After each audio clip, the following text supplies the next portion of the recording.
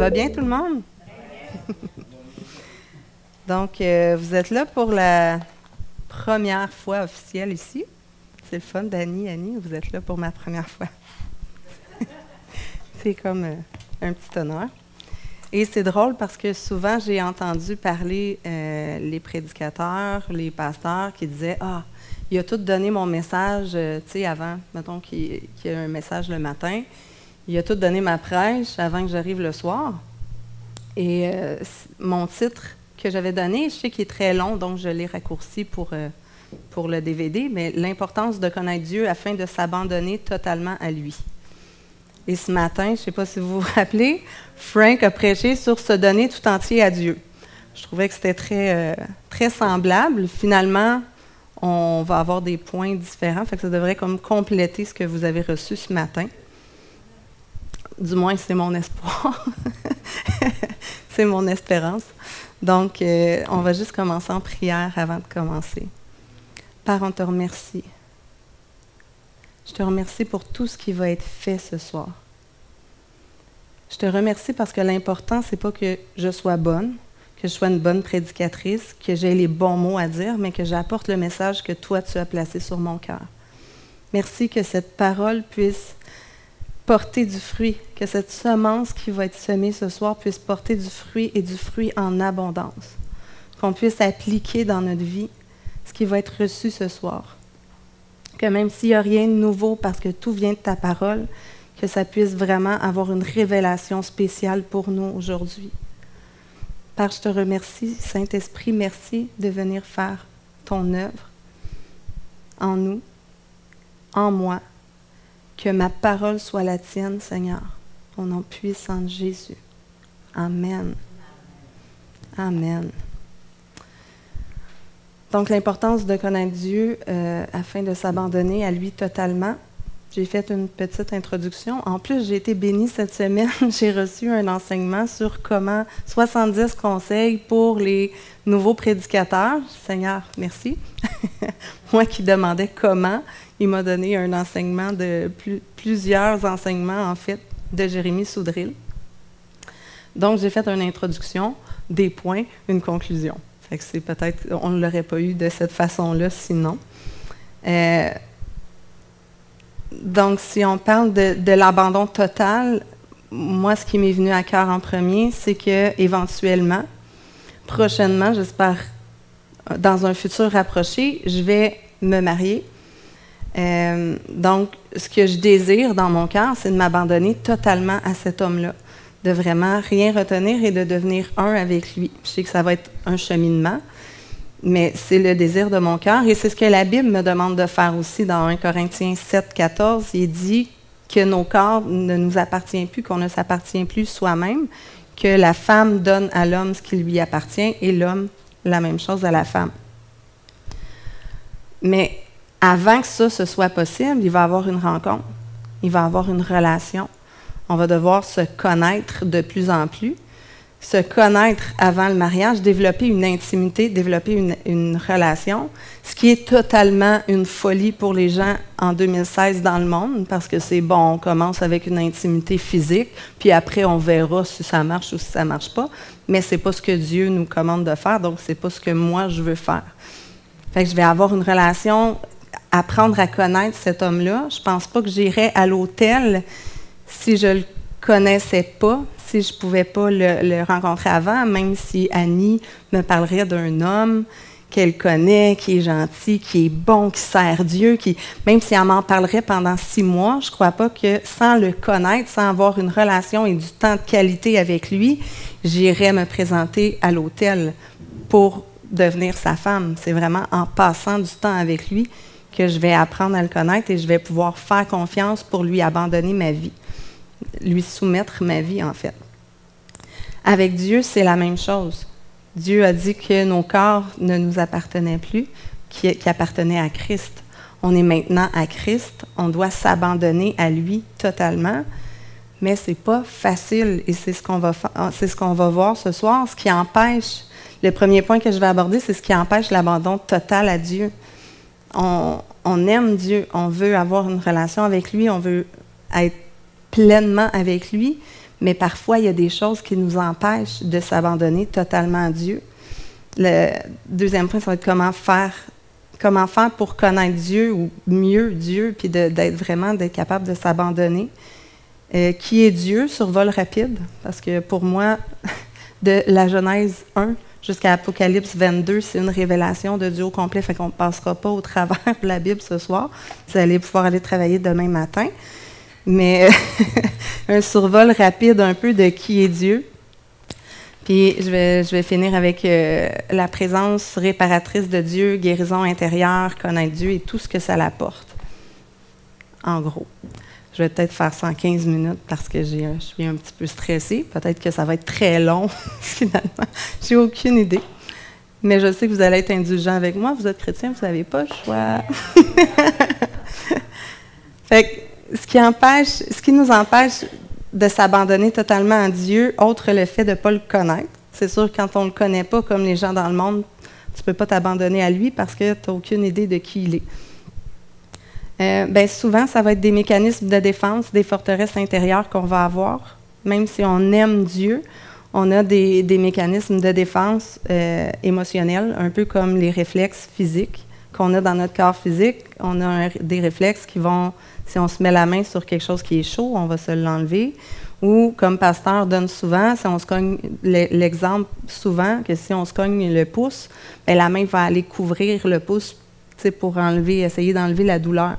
C'est la même chose émotionnellement. Si on a eu des blessures, il y a des portes, on va essayer de couvrir ça pour ne pas avoir mal encore, c'est des mécanismes de défense qu'on a, puis des forteresses intérieures qu'on a à l'intérieur de nous. Ça peut être autant avec les autres, dans nos relations avec les autres, mais ça peut être aussi avec Dieu. Ça, on va le vivre avec Dieu. On va avoir des conflits intérieurs. Les conflits viennent souvent des malentendus. On a mal entendu. Souvent dû à des blessures. On peut avoir des blessures. Ça me fait penser un peu à comment notre cerveau fonctionne. On emmagasine beaucoup d'informations. Et notre cerveau est créé afin de faire des liens entre les informations qu'on reçoit. Fait que parfois, ce n'est pas mal intentionné, ce n'est pas nécessairement qu'on est mal informé. Par exemple, je vais me prendre un exemple pour que ça soit plus clair.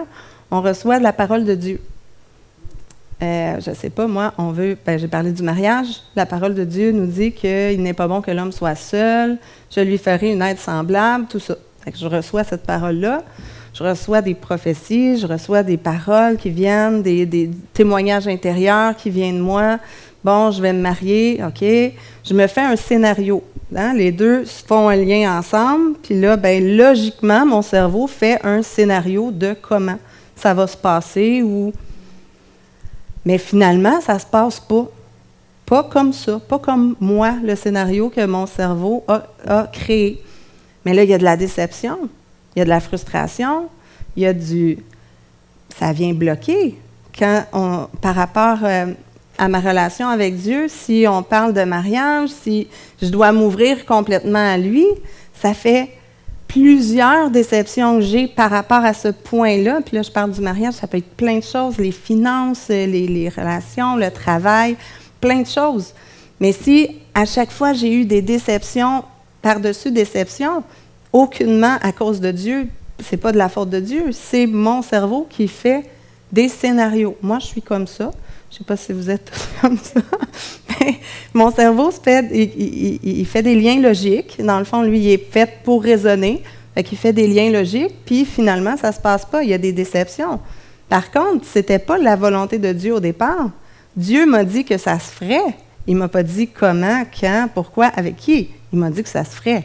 Mais il ne m'a pas dit comment. Fait que les déceptions, c'est pas parce que lui me déçoit à chaque fois, mais moi, dans mes mécanismes de défense, ça peut être perçu comme ça. Je vais être, mais tu sais, pourquoi? Pourquoi l'autre? Pourquoi l'autre? Puis quand on commence à comparer aussi, ça peut devenir très, très blessant. Donc, on peut se protéger comme ça. Puis c'est des malentendus. La même chose dans nos relations personnelles. L'autre va dire quelque chose qui vient toucher une blessure qu'on a déjà eue en dedans, tout de suite, on va fermer, on va se protéger, puis finalement, on n'entend plus vraiment On entend la blessure qui crie à l'intérieur, mais on n'entend plus nécessairement ce que l'autre veut nous dire réellement. C'est ce qui va être source de conflit souvent dans notre vie. Je parlais tantôt que Dieu, au départ, c'était pas sa volonté ou c'était pas ça son plan. C'était pas le scénario. C'est ce que ça nous dit dans Ésaïe 55, 8. On va aller voir ensemble.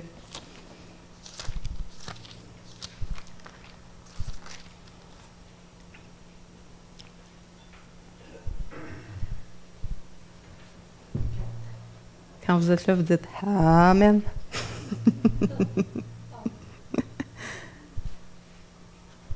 Car mes pensées ne sont pas vos pensées, et vos voix ne sont pas mes voix, dit l'Éternel. Autant les cieux sont élevés au-dessus de la terre, autant mes voix sont élevées au-dessus de vos voix, et mes pensées au-dessus de vos pensées.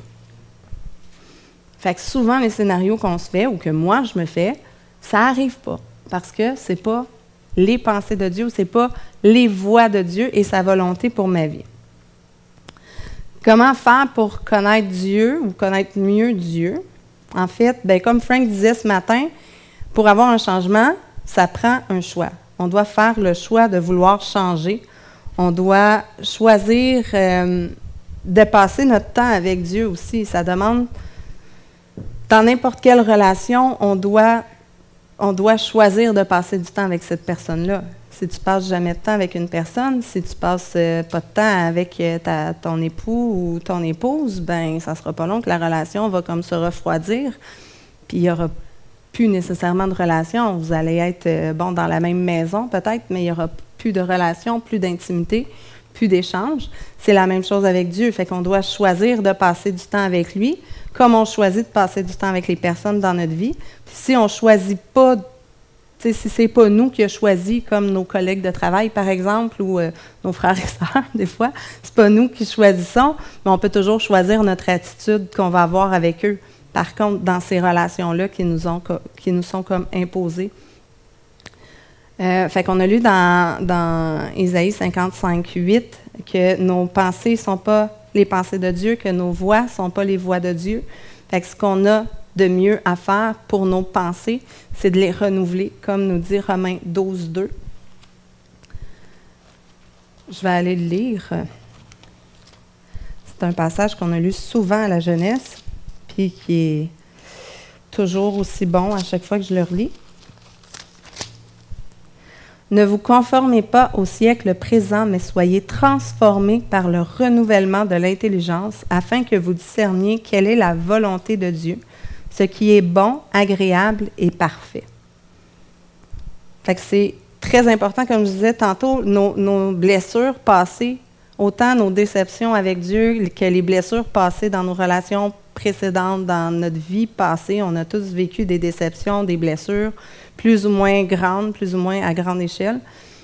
Mais ça a laissé des marques, ça a laissé des blessures, des cicatrices. Donc, ça peut biaiser l'image qu'on a de Dieu. Par exemple, quelqu'un, je prends l'exemple de Joyce Meyer, qui a été abusée par son père. La relation avec Dieu le Père va être un petit peu difficile. Elle va être biaisée par des blessures qu'elle va avoir eues ultérieurement. Puis souvent aussi, c'est qu'on peut ne pas se sentir aimé de Dieu, de ne pas le sentir. Un peu comme on a souvent dit, même si tu ne sens pas que tu es marié, si tu es marié, tu es marié. Même si ta femme n'est pas là, que ton mari n'est pas là, tu te lèves un matin, tu ne te sens pas marié, tu es marié quand même. La même chose, c'est pas parce qu'on ne sent pas que Dieu nous aime qu'il ne nous aime pas. Et souvent, c'est qu'on va s'attendre à ce que nos scénarios se réalisent et à ce que Dieu nous aime de la façon où nous, on voudrait qu'il nous aime. La même chose dans les couples. Je pense, je ne veux pas parler de couple, je pense que je ne suis pas rendue là encore. Quand ça fera 50 ans que je suis mariée, je pourrais en parler, mais souvent dans les couples, ça peut faire ça aussi. On attend que l'autre nous aime à notre façon, puis on ne voit pas les signes d'amour que la personne peut faire pour nous parce que ce n'est pas les mêmes que nous, on ferait. Donc, il y a une façon de nous aimer différent.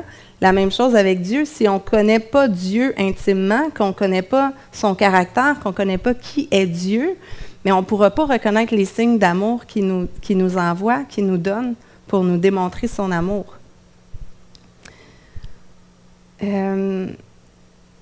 On va aller lire Colossiens 3, 8. Colossiens 3, verset 8.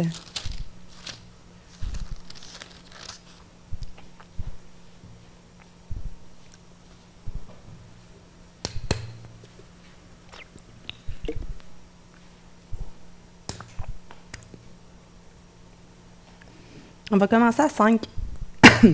Excusez. Faites donc mourir les membres qui sont sur la terre, l'impudicité, l'impureté, les passions, les mauvais désirs et la cupidité, qui est une idolâtrie.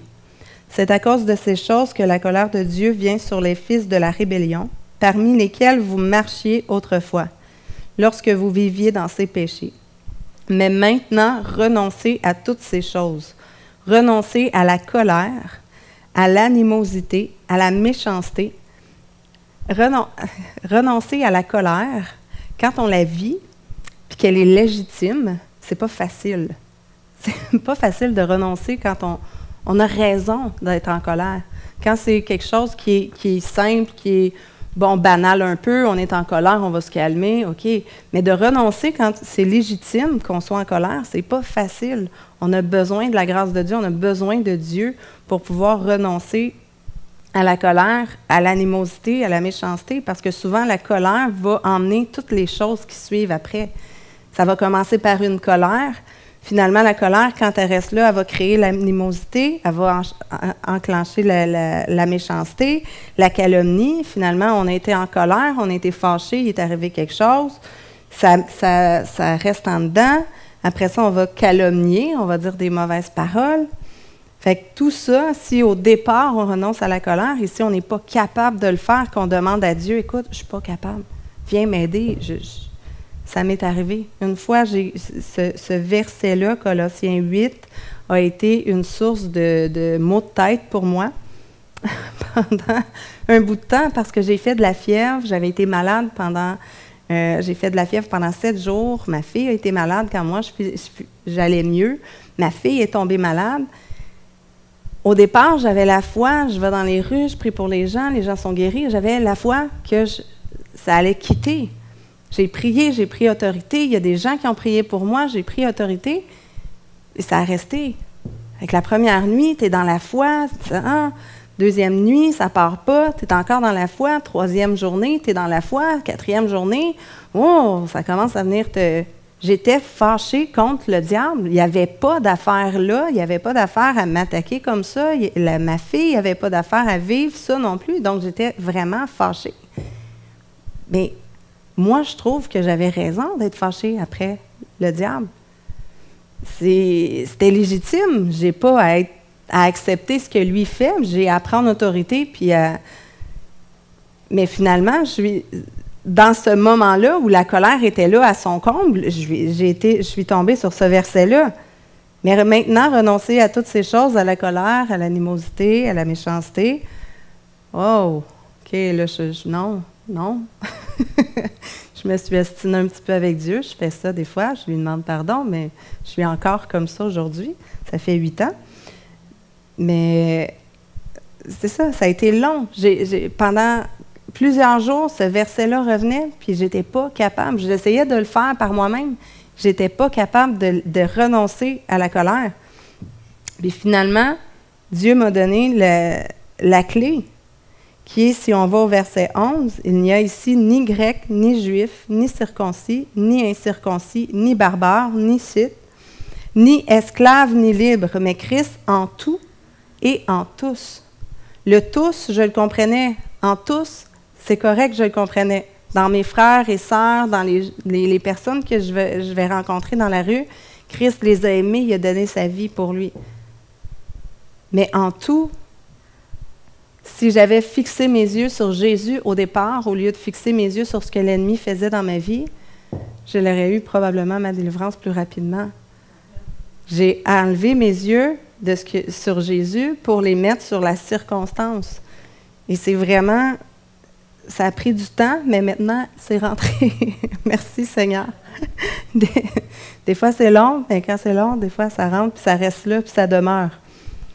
Mais là, j'ai fait comme un détour. Les signes d'amour envers nous. Ah, c'est au verset 15, en fait. Et que la paix de Christ à laquelle vous avez été appelés pour former un seul corps règne dans vos cœurs et soyez reconnaissants. Fait qu'une des façons, moi, que j'ai commencé, c'est une discipline que je mets dans ma vie et que j'essaie d'appliquer à tous les jours. Parfois, je ne le fais pas certains soirs, mais à tous les jours, j'essaie de la faire dans ma vie, c'est d'écrire, je me suis fait un livre de bénédiction. À chaque jour, je dois en mettre au moins une dans le livre de ce que Dieu a fait pour moi. Et c'est écrit aussi de compter les bienfaits. Dieu nous demande de compter ses bienfaits. Parce que, en tant qu'être humain, souvent, on va accrocher sur le négatif. Même s'il y a eu une journée extraordinaire, s'il est arrivé quelque chose de plate, on va focusser là-dessus. J'ai vu passer sur Facebook un professeur qui donnait cet exemple-là à ses élèves, en fait. Il avait fait une table de multiplication, je crois que c'est la multiplication de 2. Puis la première, 2 fois 2 ou 1 fois 2, il a marqué 3. Puis tout le reste, il l'a fait comme faux. Mais les élèves, les jeunes, ont accroché sur la première erreur qu'il a fait. Puis ils ont ri, puis là, bien, tout le restant, ils ne l'ont pas regardé parce qu'ils ont resté accrochés sur l'erreur qu'il avait fait, genre 1 fois 2 égale 3. Et il leur a démontré que, regardez, peu importe combien de fois tu vas faire de bonnes choses, les gens vont accrocher sur la petite que tu vas avoir échappé, là, tu sais, la petite erreur que tu vas faire. Puis malheureusement, on est comme ça avec Dieu aussi. On va passer notre journée, il va y avoir plein de belles choses qui vont nous être arrivées, mais s'il y a une mauvaise affaire, on a pogné un ticket, bien, qu'est-ce qu'on va se rappeler en se couchant le soir? On a pogné un ticket. Fait que c'est vraiment de compter. Pour moi, c'est une façon de voir les signes de l'amour de Dieu.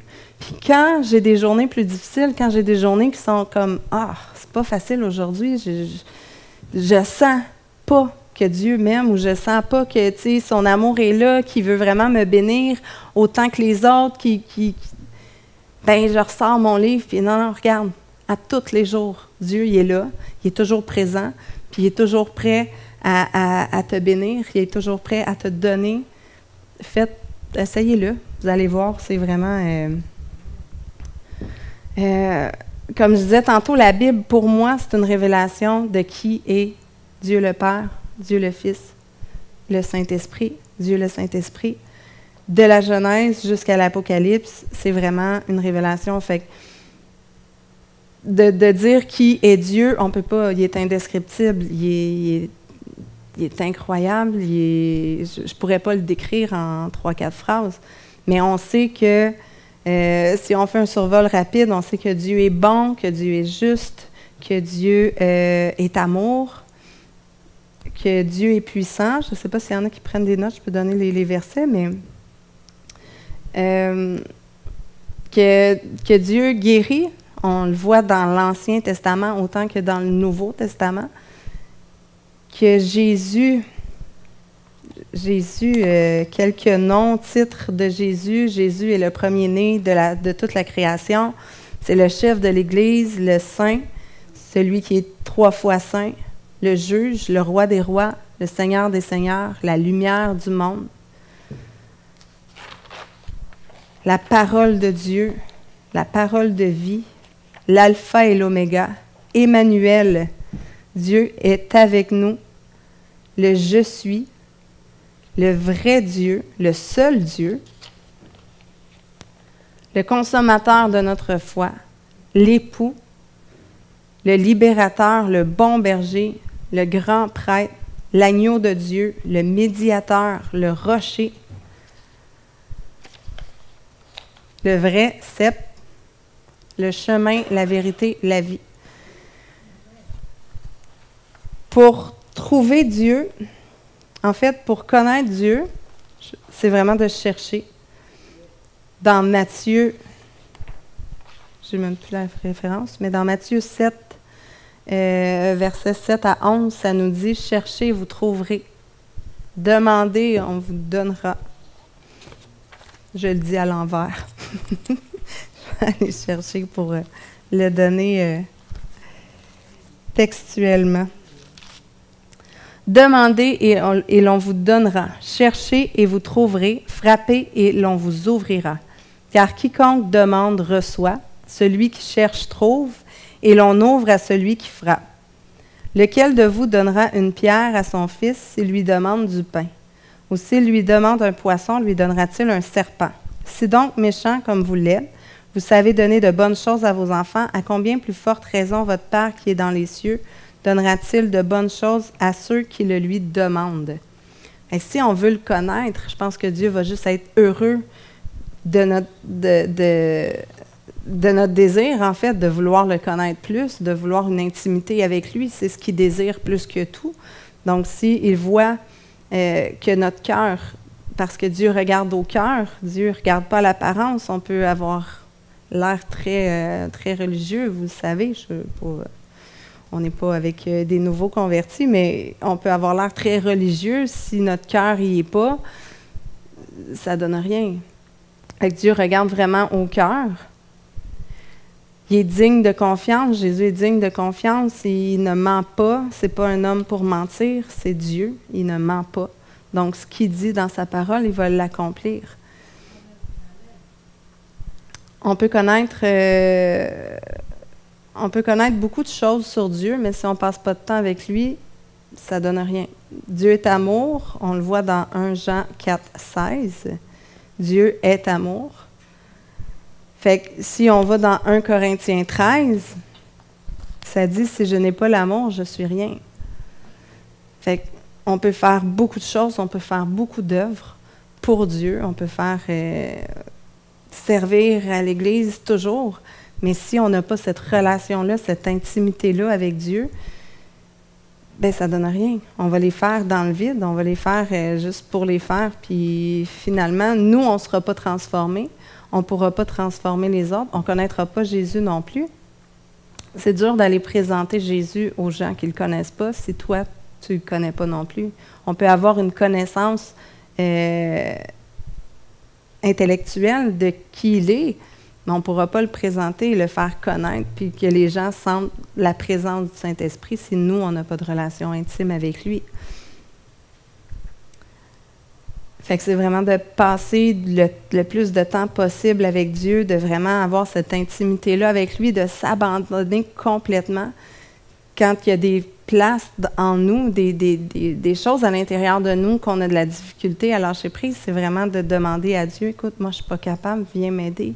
Cette chose-là, je ne suis pas capable.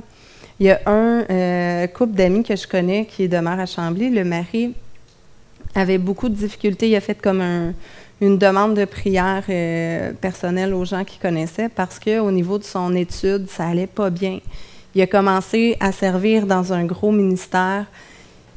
Moi, c'est ce que je voyais. Écoute, il a commencé à servir plus, à être plus efficace dans le royaume. Donc, les études ont commencé à descendre un peu. Il a travaillé fort, il est allé chercher de l'aide. Il a vraiment donné tout ce qu'il y avait dans sa lettre qu'il nous a envoyée. C'était vraiment une détresse. Il a donné tout ce qu'il y avait et là, ça ne fonctionne pas. Il ne veut pas abandonner ses études, c'est pour son travail. La seule chose que je voyais, c'est abandonne. Tu as tout fait ce que tu pouvais faire au mieux de ta connaissance. Tu as tout donné. Tu sais, souvent, j'ai fait ça. Souvent, ça m'est arrivé. Tu donnes tout ce que tu as. Tu as gratté, tu as essayé. À la minute où tu lâches prise, tu fais « Seigneur, finalement, je ne suis pas capable. » Comme un enfant de 2 ans. Moi, je travaille en service de garde. Un enfant de 2 ans qui n'est pas capable d'acheter son manteau. Hein? Vous avez tous eu des enfants? Non, je suis capable. Et là, il va se fâcher, puis il va essayer, ça fait 10 minutes qu'il est dessus. Est-ce que tu as besoin d'aide? Non! Moi, je suis capable. Finalement, il va pleurer, il va faire une crise, il va jusqu'à temps qu'il abdique, puis qu'il dise, ben écoute, je suis pas capable. Finalement, on arrive, puis on zip le zip, c'est fait. C'est la même chose avec Dieu. Quand on a donné tout ce qu'on pouvait, qu'on a fait tout ce qu'on pouvait, Seigneur, viens m'aider, je ne suis pas capable. On abandonne tout entre ses mains. Et les situations changent. On le voit intervenir de façon incroyable. Mais on est des grandes personnes et on veut faire les choses nous-mêmes. On veut lui montrer que, ben, tu sais, on est capable. Puis, Seigneur, non, je vais être capable. Je vais être capable!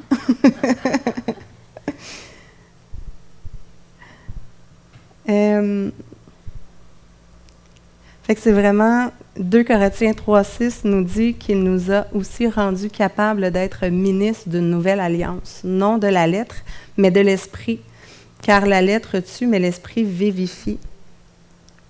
Fait qu'on a besoin d'étudier la parole, mais on a besoin de la vivre aussi, de la mettre en pratique, de se nourrir, que ce soit vraiment une nourriture et pas simplement de la lecture.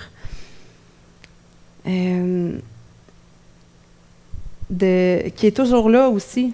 Le Saint-Esprit est toujours là. Dieu est toujours là avec nous dans chacune des circonstances. Un exemple, la semaine passée, je vais travailler. Il y a 4 jours qui ont passé, 3 jours très difficiles. C'était exigeant. Peut-être que c'est juste moi, mais des fois, je vais travailler de reculons. Fait que là, je pars, j'ai l'attitude comme... puis là, je me mets à prier dans mon auto. Seigneur, non, ça ne me tente pas, fais quelque chose. Là, je sais pas, interviens, fais le miraculeux. Qu'il soit tout absent, je sais pas. Fais quelque chose. Ça me tente pas, je suis pas capable, j'ai pas le goût. Puis finalement, je me suis fait violence. Non, je me suis mis à crier dans mon auto. Alléluia! J'ai crié, j'ai commencé à déclarer, non, l'Éternel est mon berger, je ne manquerai de rien, je ne manquerai pas de patience, je ne manquerai pas de joie, je ne manquerai pas de force, je ne manquerai pas de paix. Dans toutes mes circonstances, Dieu va intervenir. Bon, j'ai crié comme ça, au début, c'était pas facile. J'arrêtais au stop, parce que là, il y avait des autos, je recommençais après. Mais j'ai senti une paix.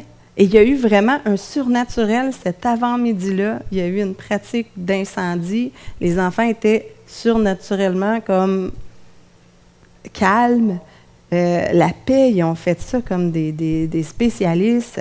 Vraiment, là, j'ai vu intervenir Dieu.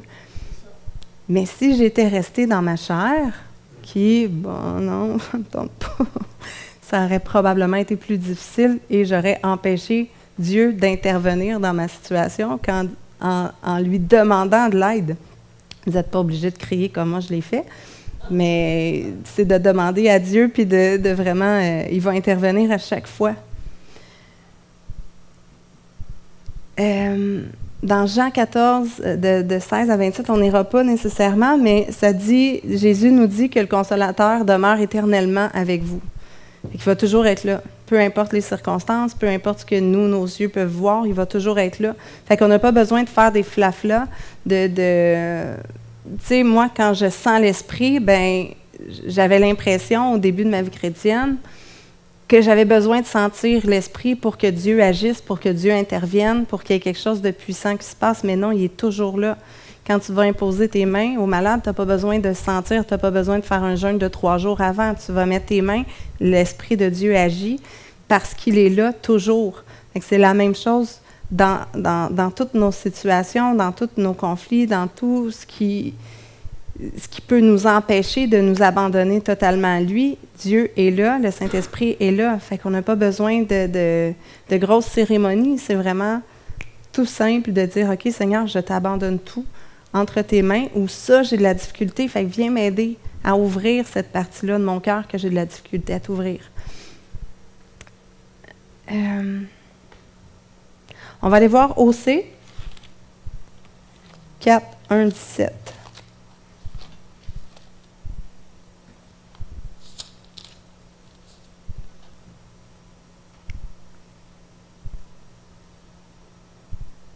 Écoutez la parole de l'Éternel, enfants d'Israël, car l'Éternel a un procès avec les habitants du pays.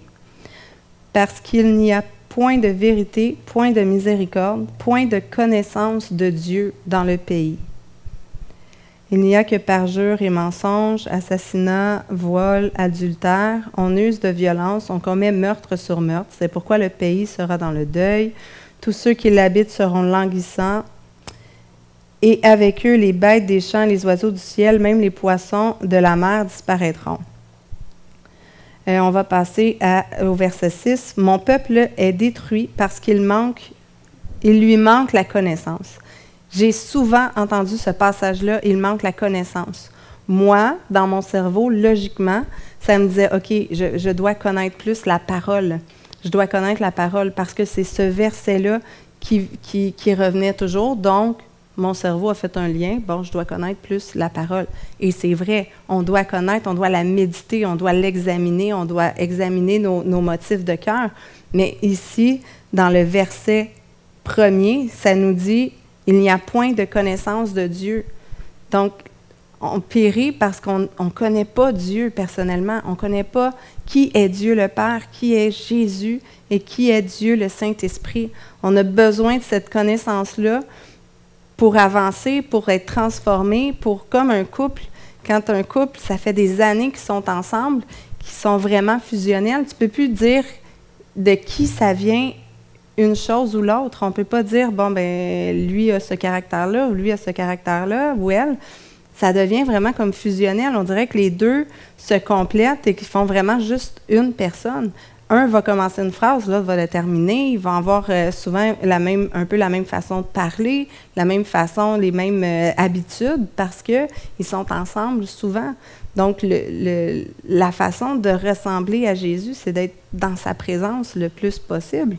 On doit faire les œuvres qu'il a faites, mais si on les fait sans être en intimité avec lui, mais oui, on va faire de grandes œuvres, mais on ne les fera pas, on ne sera pas comme disciples de Jésus, parce qu'il a dit que vous les reconnaîtrez à l'amour qu'ils ont entre eux. Fait que si je fais un petit récapitulatif, en tout cas, si je résume, l'esprit est une nouvelle créature, notre esprit a été renouvelé. On a besoin d'être fortifié, transformé dans la présence de Dieu. Dans sa présence, notre esprit a besoin d'être nourri. Mais ça a été comme, on est vraiment une nouvelle créature. Notre âme, nos émotions, nos pensées ont besoin d'être renouvelées, Romains 12:2. On a vraiment besoin de renouveler nos pensées, de regarder, de méditer, d'examiner nos pensées, parce que souvent notre cerveau va faire des liens qui ont comme pas nécessairement de sens. On va se faire nos scénarios où on va faire des liens qui ne sont pas nécessairement appuyés sur la parole de Dieu, même si on se nourrit de la parole de Dieu. On peut faire des liens qui ne sont pas nécessairement bons.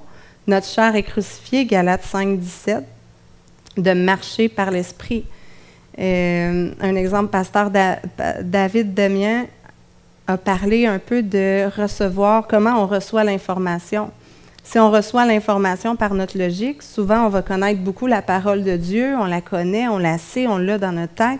Donc on reçoit l'information ou la voix de Dieu, qu'on croit entendre la voix de Dieu, on la reçoit par notre logique. On va déjà passer puis filtrer. OK, est-ce que c'est logique ou pas? C'est logique, parfait. On passe à l'autre étape. Puis là, on fait, OK, est-ce que ça vient de Dieu ou pas? Si ça vient de Dieu, OK. Si ça ne vient pas de Dieu, on laisse tomber. Par contre, si on marche par l'esprit, qu'on ne marche pas par la chair, la voix ou l'information qu'on va recevoir de Dieu, ça va être déjà, OK, est-ce que ça vient de Dieu ou pas? Ça vient de Dieu, on le garde. Ça ne vient pas de Dieu, on l'enlève. Et après, ça va passer par la logique. C'est sûr, on va raisonner, on a tous un cerveau, fait que c'est normal qu'on raisonne. Est-ce que c'est logique? Oui, OK, on va garder. Est-ce que c'est pas logique? C'est pas logique, c'est pas grave, ça vient de Dieu. Dieu va le faire. Ça nous permet, quand on sait quand on connaît celui en qui on croit, ça nous permet de croire pour l'impossible parce qu'on sait que lui, l'information qu'on reçoit ou la voix ou le témoignage intérieur qu'on reçoit, ça vient vraiment de Dieu. Donc, même l'impossible, on va pouvoir y croire parce qu'on va être convaincu que l'information ou que la voix ou le témoignage intérieur vient de Dieu.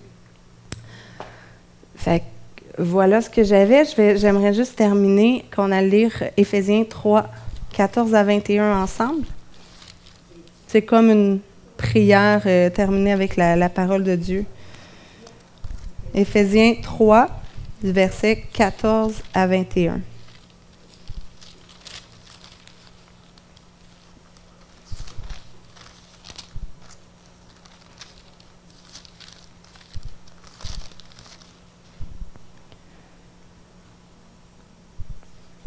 À cause de cela, je fléchis les genoux devant le Père, duquel tire son nom toute famille dans les cieux et sur la terre, afin qu'il vous donne selon la richesse de sa gloire d'être puissamment fortifié par son esprit dans l'homme intérieur, en sorte que Christ habite dans vos cœurs par la foi, afin qu'étant enracinés et fondés dans l'amour, vous puissiez comprendre avec tous les saints quelle est la largeur, la longueur, la profondeur et la hauteur, et connaître l'amour de Christ qui surpasse toute connaissance, en sorte que vous soyez remplis jusqu'à toute la plénitude de Dieu.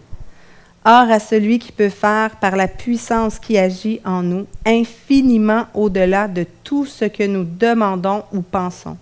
À lui soit la gloire dans l'Église et en Jésus-Christ dans toutes les générations au siècle des siècles. Amen. Et je vous remercie. Que Dieu vous bénisse. Passez une belle soirée.